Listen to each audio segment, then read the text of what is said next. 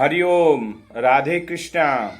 माला तिलक लगाए के भक्ति न आई हाथ, माला तिलक लगाए के भक्ति न आई हाथ, दाढ़ी पूंछ मुड़ाए के चले दुनिया के साथ।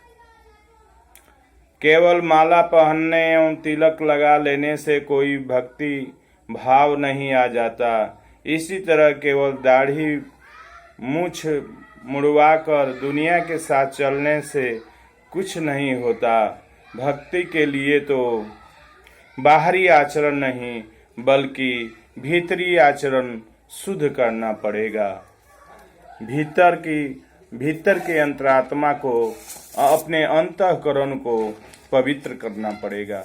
तो आइए इसी संदर्भ में एक रचना की गई है जिसको सुना जाए, जिसको भोजपुरी में प्रस्तुत किया जा रहा है। प्रेम नगर के डगर त कठिन बा, बटो ही न करेला बसेरा। ओ प्रेम नगर के डगर त कठिन बा, बटो ही न करेला बसेरा। कहीं शाम कहीं सवेरा, पल में हो न जाए अंधेरा। कहीं शाम कहीं सवेरा, पल में हो न जाए अंधेरा।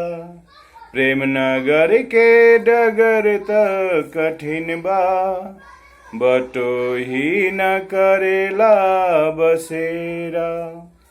ई तन बा टूटल नैया रे प्राणी, एमे भरे न पाए पापियन के पानी।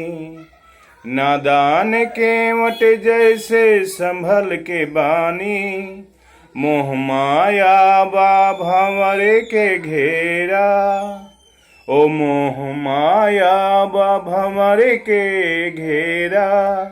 कहीं शाम कहीं सवेरा, पल में हो न जाए अंधेरा।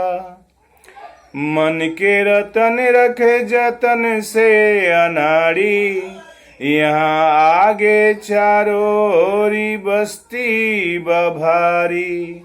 ज्ञानी थके रे गुमानी पहचानी, लूट जाई लाखों के बेड़ा।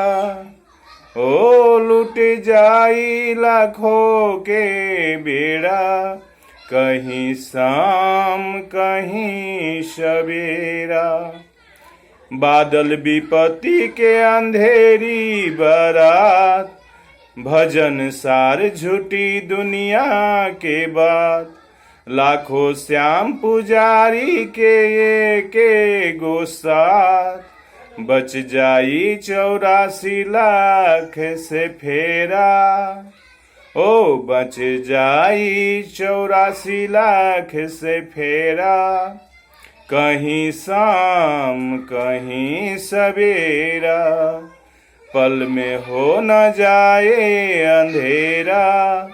कहीं शाम कहीं सवेरा। प्रेम नगर के डगर त कठिन बा, बटो ही न करेला बसेरा। ओ बटो ही न करेला बसेरा। हरिओम। हर हर महादेव।